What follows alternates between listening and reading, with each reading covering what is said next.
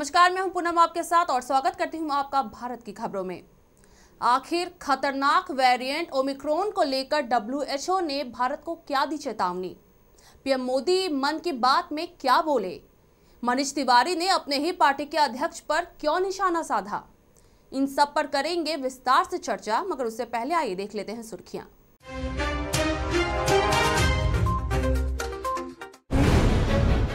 मन की बात में बोले पीएम मोदी, मुझे सत्ता में रहने का आशीर्वाद मत दीजिए, मैं हमेशा सेवा में जुटा रहना चाहता हूं।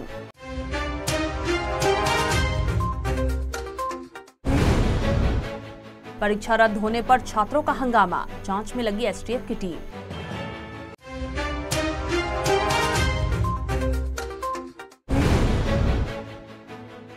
ओडिशा के सरकारी गर्ल्स हाई स्कूल में कोरोना ब्लास्ट, 25 छात्राएं पॉजिटिव।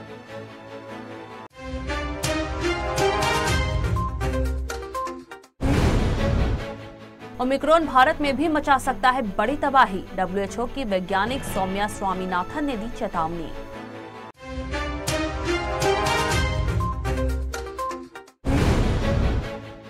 नवाब मलिक का बीजेपी पर हमला, बोले सरकार का काम जनता को संतुष्ट करना है, ना कि शोर मचाना।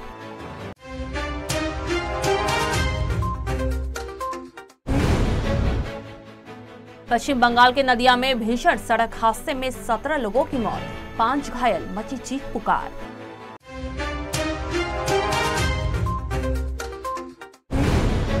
आपस में कब तक लड़ेंगे कांग्रेसी? अधीर रंजन पर मनीष का पलटवार, ट्वीट के स्क्रीनशॉट शेयर कर बोला जवाबी हमला।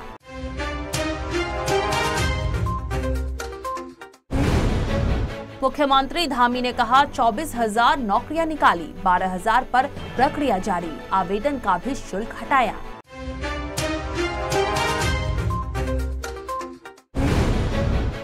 देवरिया में बोले सीएम योगी आदित्यनाथ, 1 माह के अंदर कराई जाएगी यूपी टेट की परीक्षा, आरोपियों के घर पर चलेगा बुलडोजर।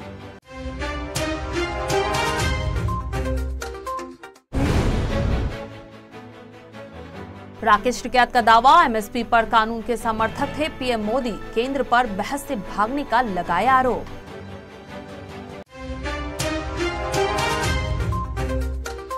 प्रधानमंत्री नरेंद्र मोदी ने रविवार को मन की बात के 83वें एपिसोड में देश को संबोधित किया। इस मौके पर प्रधानमंत्री ने जहां आजादी के अमृत महोत्सव की बात की, तो वहीं ऑस्ट्रेलिया में बनी वृंदावन गैलरी का भी जिक्र किया। इस दौरान मोदी ने सरकारी योजनाओं का फायदा लेने वाले लोगों से भी बात की। आयुष्मान कार्ड के जरिए इलाज कराने वाले राजेश कुमार ने जब मोदी को सत्ता में बने रहने का आशीर्वाद दिया, तो पीएम ने कहा, मुझे सत्ता में रहने का आशीर्वाद मत दीजिए, मैं हमेशा सेवा में जुटे रहना चाहता हूं। उत्तर प्रदेश शिक्षक पात्रता परीक्षा का पेपर लीक हो गया, जिसके चलते रविवार को होने वाले एग्जाम को रद्द कर दिया गया। पेपर लीक की खबरें सामने आने के बाद STF ने दर्जनों जगह छापेमारी कर गिरफ्तारियां की हैं, तो अब इस पर राजनीति भी तेज हो गई है। कांग्रेस ने बीजेपी पर युवा विरोधी होने का आरोप लगाया है। इसके साथ ही कांग्रेस ने एक लिस्ट भी जारी की है और दावा किया है कि ये सभी एग्जाम योगी सरकार में पेपर लीक के चलते रद्द हो गए।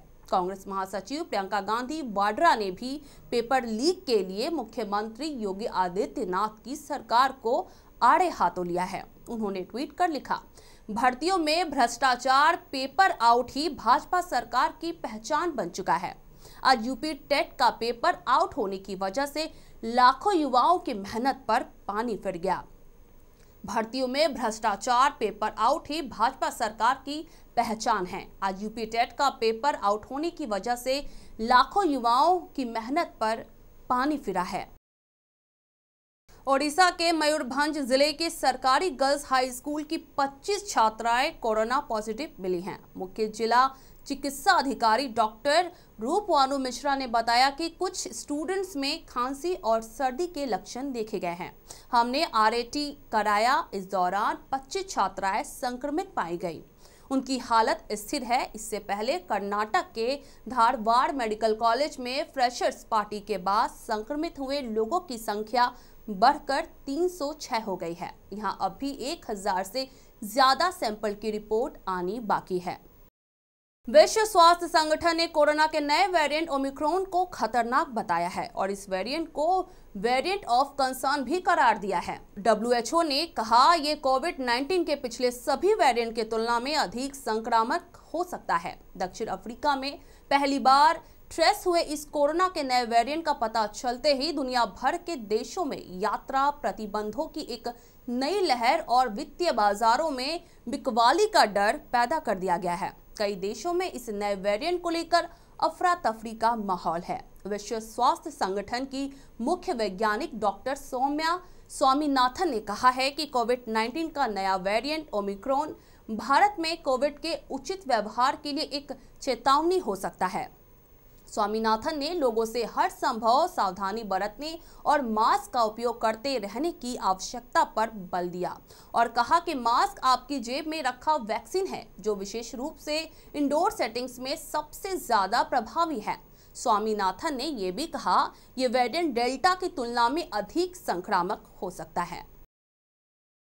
महाराष्ट्र में नए राजनीतिक समीकरण के साथ बनी महाविकास अघाड़ी सरकार ने अपने कार्यकाल के 2 साल पूरे कर लिए हैं। अल्पसंख्यक मंत्री और एनसीपी नेता नवाब मलिक ने दावा किया है कि राज्य में महाविकास अघाड़ी सरकार के 2 साल के कार्यकाल से जनता संतुष्ट है। उन्होंने कहा, चूंकि राज्य सरकार ने तपस्या की नीति अपनाई है, इसलिए सरकार की सफलता को लेकर कोई बड़ा हंगामा नहीं होगा। नवाब मलिक ने प्रेस कॉन्फ्रेंस में कहा, कम से कम उसी कार्यक्रम के आधार पर नए प्रयोग के साथ गठबंधन सरकार बनी है। उन्होंने ये भी कहा, सरकार ने राज्य के लोगों को न्याय दिलाने और सभी की भलाई के लिए काम करने पर जोर दिया।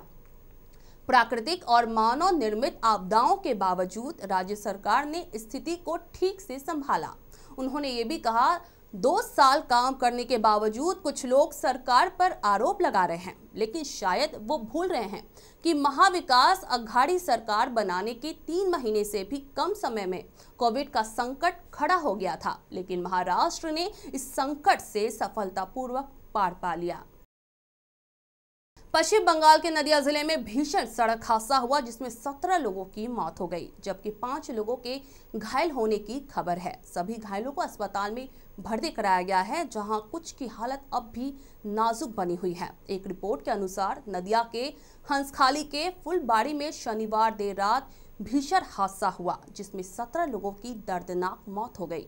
बताया ये भी जा रहा है कि तेज गति से आ रही एक निजी वाहन ने खड़ी ट्रक को टक्कर मार दी, जिससे कई लोगों की मौके पर ही मौत हो गई। हादसे के बाद घटनास्थल पर चीख पुकार मच गई। खबरों की माने तो ये सड़क दुर्घटना उस समय हुआ जब उत्तर 24 परगना के बगदा से शव को लेकर 20 से अधिक लोग नवद्वीप शमशान घाट की ओर जा रहे थे। सभी एक निजी वाहन में सवार होकर जा रहे थे कि कार हंसखली थाना क्षेत्र के फुलबाड़ी में सड़क किनारे खड़े ट्रक से टकरा गई और हादसा हो गया। पुलिस की माने तो हादसा घने कोहरे और वाहन की तेज रफ्तार की वजह से हुआ। फिलहाल पुलिस पूरे मामले की जांच कर रही है।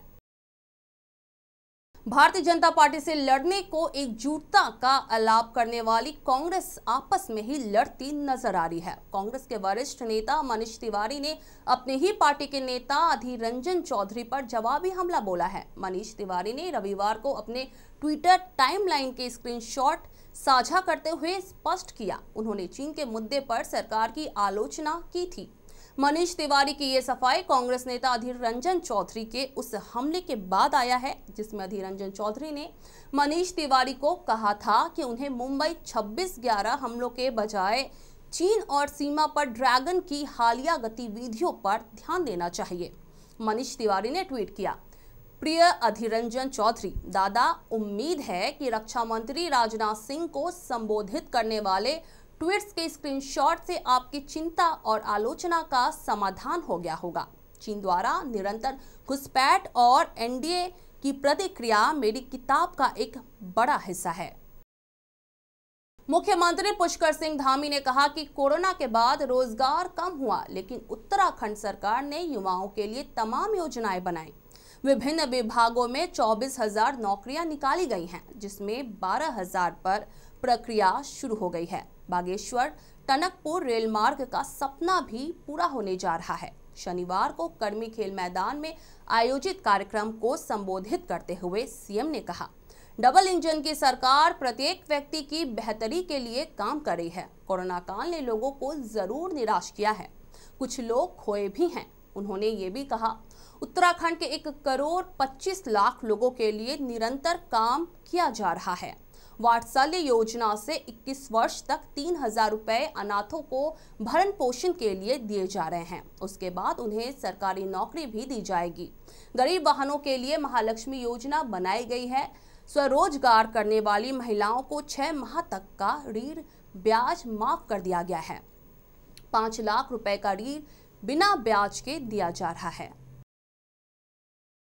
देवरिया जिले के भाटपारानी क्षेत्र के रघुराज प्रताप सिंह इंटरमीडिएट कॉलेज में मूर्ति लोकार्पण एवं विकास योजनाओं के शिलान्यास के दौरान रविवार को प्रदेश के मुख्यमंत्री योगी आदित्यनाथ ने कहा कि टेट का पर्चा लीक कराने वालों के घर पर बुलडोजर चलेगा, चाहे वो कोई भी क्यों ना हो। सभी लोगों पर गैंगस्टर की कार्रवाई होगी। अब तक 23 लोग पकड़े जा चुके हैं। जो फरार हैं उन्हें भी गिरफ्तार करने के लिए छापेमारी की जा रही है। उन्होंने ये भी कहा, टेट की परीक्षा 1 माह के भीतर कराई जाएगी। अभ्यर्थियों को कोई परेशानी ना हो, इसके लिए सभी जिला प्रशासन को निर्देश जारी कर दिया गया है। अभ्यर्थी अपना एडमिट कार्ड दिखाकर रोडवेज की बसों में यात्रा कर सकते हैं। रोडवेज को इसका निर्देश दिया जा चुका है।